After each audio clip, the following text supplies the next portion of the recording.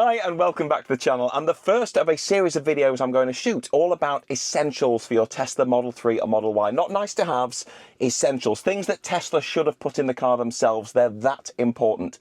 And we're not going to beat around the bush. I'm going to jump straight in with how to make the best use of space in your car today. Okay, first things first, let's talk about storage in the car. Now, the Model 3 and the Model Y, same as the X and the S, are fantastic for providing space for you, the user. So you can get lots of luggage in the huge trunk or boot, depending where you are in the world. In the Model Y, it's even bigger than the Model 3. It's about 50% bigger capacity because, of course, you've got the advantage of height. You have, of course, got the brilliant Frunk. Every electric car should have a Frunk. If it hasn't, the manufacturer is robbing space from you.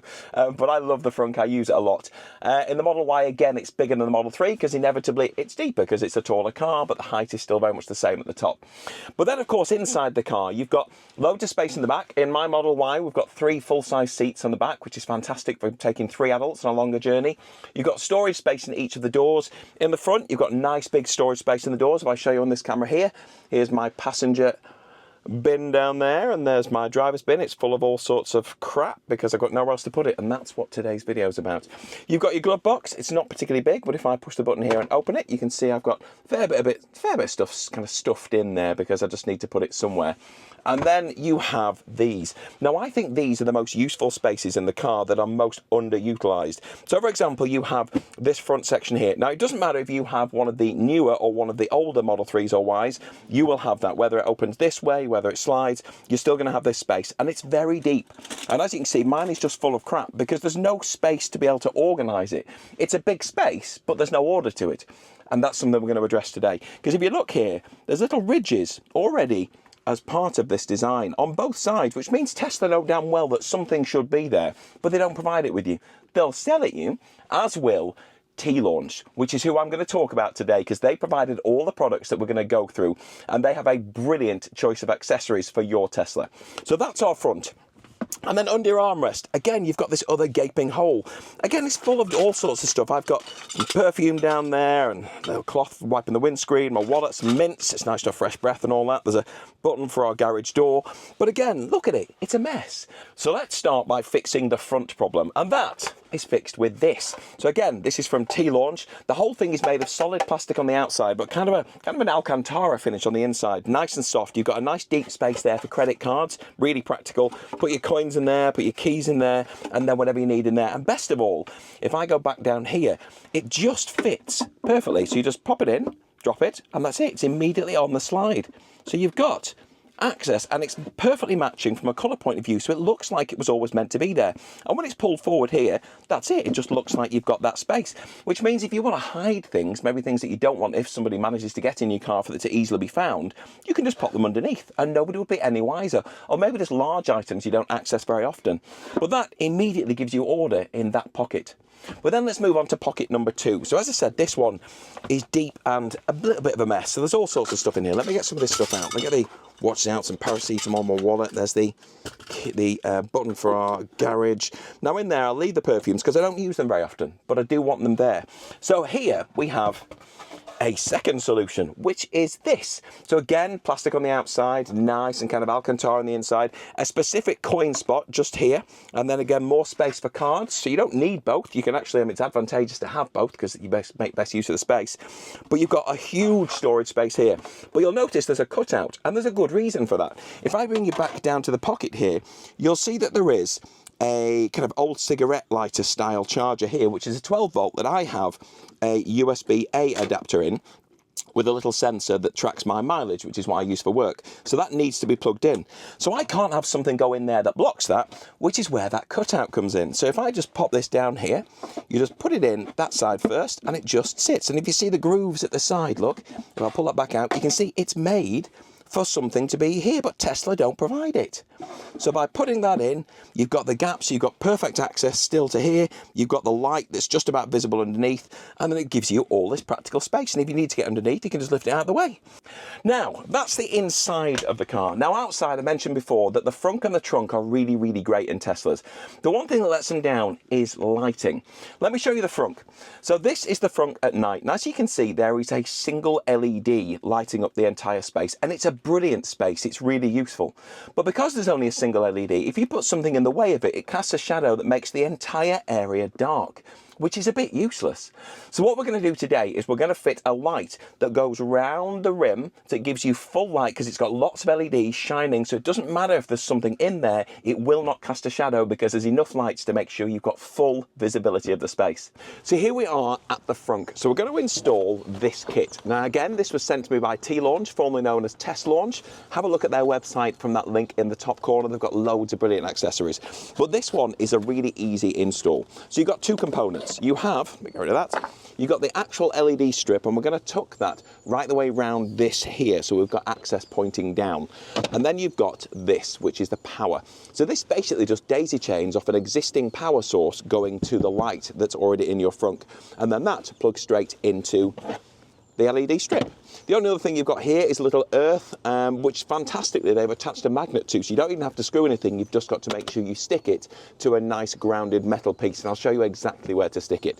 So let's get started. So the first thing we've got to do is get in here. So this is where your existing light is, and this is just one big single panel which has clips at the bottom that hook in, and at the top they are just clips that you pull out. So you've just got to get your finger in the edge and just pull. And then if you slide your finger across, you'll find that you can just lift it out. So there we go. So there's our panel. And then you've got a power source going to that light. And that's what we're going to piggyback off. Now you may find it's a little bit stubborn to pull out. Sometimes it comes easily, it doesn't. You've got that little plastic clip there.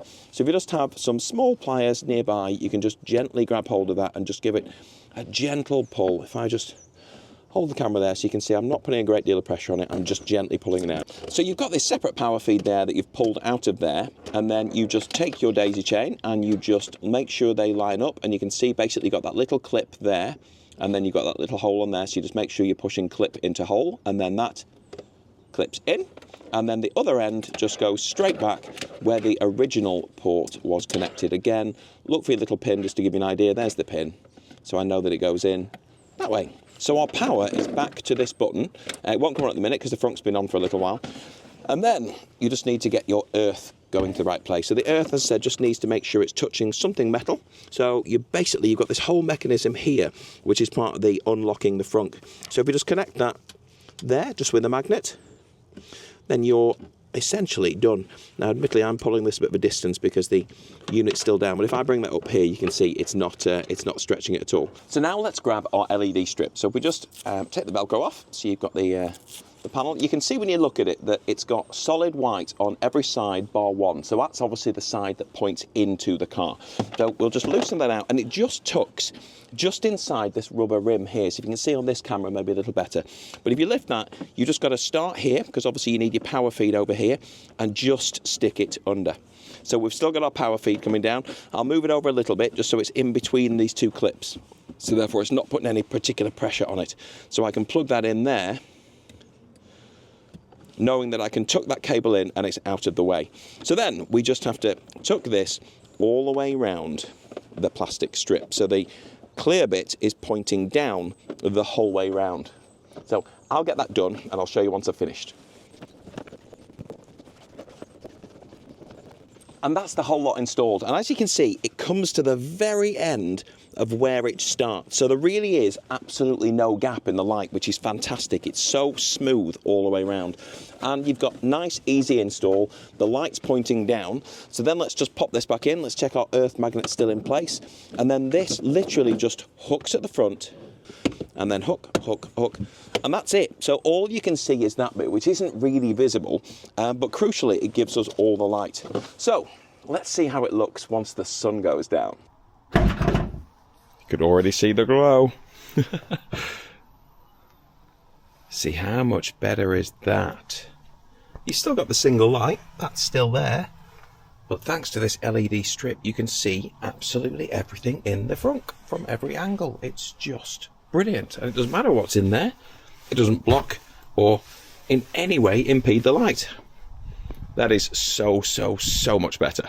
Now the next product I want to talk to you about from T-Launch are these fantastic Frunk bags. Now if I show you on this camera, you can see that they're an absolutely perfect shape for the space and the right depth for the Model Y here.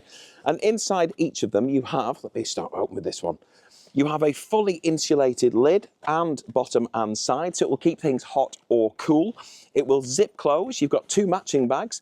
You've got brilliant use of the space, and best of all, they are removable and have a luggage strap. So if I show you on the main camera here, it means you can just put it over your shoulder. So if you have, say, a picnic and you want to bring some food with you you want to keep fresh on a hot day, or food that you want to keep warm on a cool day, then this is the bag for you. But best of all, if you're going to the shop, if you're going shopping in the supermarket, you can take this in with you, particularly if you're using one of the checkouts where they have a scan and go. You could put these in your trolley and simply put your shopping straight into it, pay for it, and then lift them straight into your car. But these are brilliantly versatile solutions to using that space. Look at that. Like they were meant to be there. Superb. Now, let's move inside the car. Now, for this last accessory, you join me in the back of the car. Now, one of the great things about a Tesla, whichever model you've got, is, of course, the glass roof. And one of the fantastic things about glass is suction cups attached to it especially well. So this last device is basically it's a tablet holder for your passengers in the back. So if your kids or passengers in the back want to watch a movie or maybe just browse the internet, then they can do it at eye level. Now, if you've got one of the new Model 3s or Model Ys, then you will have a screen down here. And I've had a new shape Model 3 for about 8-9 months, which is on one of my previous videos. And the screen is great for changing your temperature of your seat or changing the temperature from the air conditioning.